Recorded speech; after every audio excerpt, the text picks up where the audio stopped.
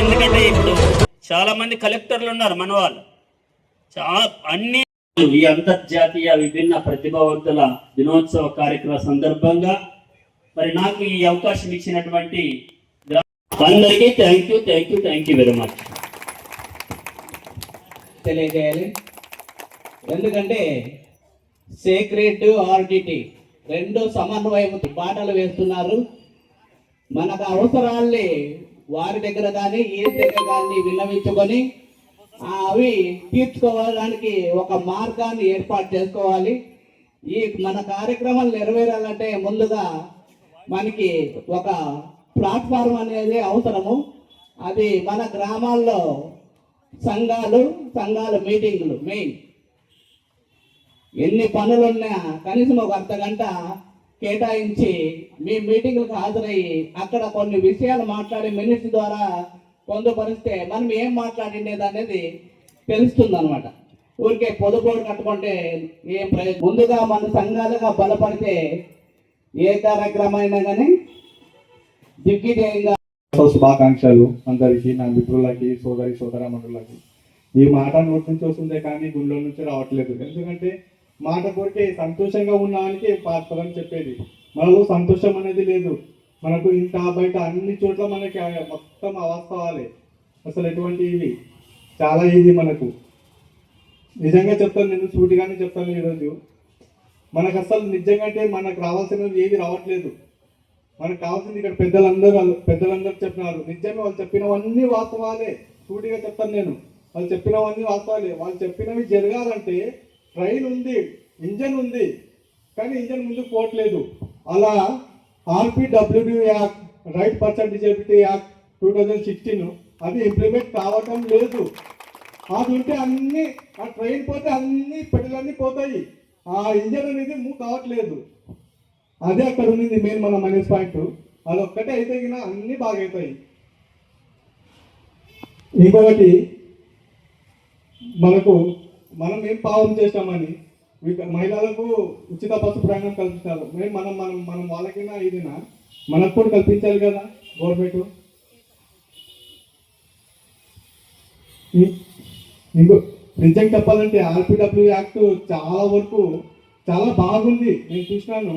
ప్రతి ఒక్క సెక్షన్ ఎలా ఉందంటే, ఒక పోలీస్ అధికారి పోతాడు జీప్ తీసుకుని, అందరూ తనని గౌరవిస్తారా లేదా? మనకు కావాల్సింది జాలి, దయా, కరుణ కాదు. మన గౌరవం మనకు కావాలి, మన హక్కులు మనకు కావాలి. అలాంటిది వస్తుంది మనకు కూడా. అందుకే ఆ యాక్ట్ చాలా వరకు ఇంప్లిమెంట్ చేయాలని నేను కోరుకుంటున్నాను.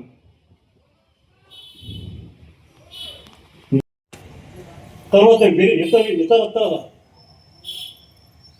పనులు కానీ అన్నీ కూడా బాగా వివరంగా చెప్పినారు. మీరంతా సద్వినియోగం చేసుకోవాలి.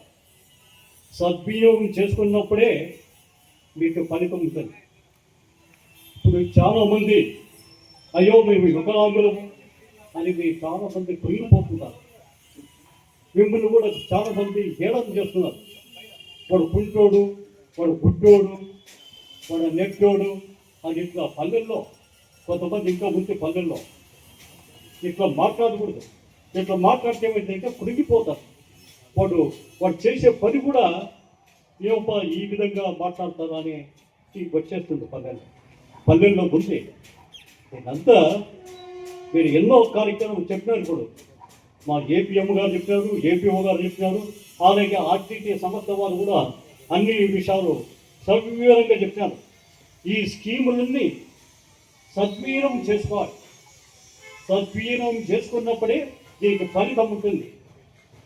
ఇది ఈ వికలాంగుని యొక్క గడిపోటి నారాయణ స్వామి అనే వ్యక్తి ప్రజెంట్ చైర్మన్ గా ఉన్నారు.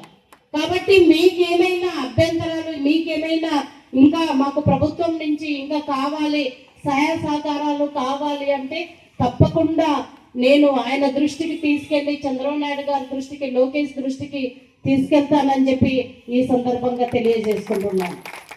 అదేవిధంగా మా తెలుగుదేశం పార్టీలోన కోటేశ్వరరావు గారని మీరు చూసుంటారు. ఆయన ఎప్పుడు కూడా ఇట్లా బండి చక్రాల మీద వస్తూ ఉంటాడు. ఆయన చాలా సీనియర్ నేత. ఆయనకి చంద్రబాబు నాయుడు గౌరవించి రాష్ట్ర గ్రంథాలయ చైర్మన్ గా కూర్చోబెట్టారు అని చెప్పి ఈ సందర్భంగా తెలియజేస్తుంటారు. అంటే తెలుగుదేశం పార్టీ కూడా వికలాంగులు ఎటువంటి దాంట్లో తక్కువ కాదు అని చెప్పి ఆయన్ని గ్రంథాలయ చైర్మన్ గా తీసుకెళ్లి కూర్చోబెట్టడం అంటే ఆషామాషిగా కాదు. కాబట్టి తెలుగుదేశం పార్టీ కూడా మీకు అన్ని విధాలుగా అండగా ఉంటుంది. ఇక్కడ ఆదోనిలోన మేము కూడా అన్ని రకాలుగా అండగా ఉంటాం. ఎందుకంటే ఇంతకు ముందు తమ్ముడు మొన్ననే వచ్చి అక్క వికలాంగుల దినోత్సవం ఉంది, మీరు తప్పకుండా రావాలి అంటే నిజంగా నేను మర్చిపోయినా. మళ్ళీ ఈరోజు ఫోన్ చేసినప్పుడు నేను యాక్చువల్గా వేరే చోటు ఉన్నాను. అప్పటికప్పుడు ఇది ఇంపార్టెంట్, ఎందుకంటే వాళ్ళని మనము గౌరవించాలి, సమాజంలో వాళ్ళ పాత్ర ముఖ్యమని చెప్పి తెలియజేయాలి అని చెప్పి తెలియజేసుకుంటున్నాను. అదేవిధంగా ఇంకెవరికైనా పెన్షన్లు రాకపోయినా మా దృష్టికి తీసుకురండి, తప్పకుండా వాళ్ళకు పెన్షన్లు వచ్చే విధంగా మేము ప్రయత్నం చేస్తామని చెప్పి ఈ సందర్భంగా తెలియజేసుకుంటున్నాను.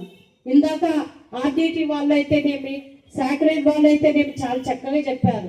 ప్రభుత్వం కంటే ఎక్కువగా కూడా వాళ్ళు మీకోసం పనిచేస్తున్నారు. ఎస్పెషల్లీ సాక్రెడ్ వాళ్ళైతే 100% వికలాంగుల విభిన్న ప్రతిభావంతుల కోసమే పనిచేస్తున్నారు. వాళ్ళతో పాటు ఇప్పుడు ఆర్డిటి వాళ్ళు కూడా జాయిన్ అయ్యారు. కాబట్టి మీరు ఖచ్చితంగా ఇందాక మా ఏపీఓ గారు కానీ ఏపీఎం గారు కానీ చెప్పినట్టు మీరు కూడా గ్రూపుల్లో తయారవ్వండి. మీకేమైనా సంక్షేమ పథకాలు రాకుండా ఉంటే ఖచ్చితంగా మా దృష్టికి తీసుకురండి. 100% మీకు న్యాయం కలిగే విధంగా చర్యలు చేపడతామని చెప్పి మీరు మళ్ళీ చెప్తున్నాను. నిజంగా భగవంతుడు మీకు ఎక్కడ ప్రతిభ ఉందనేది మీరు శోధించండి.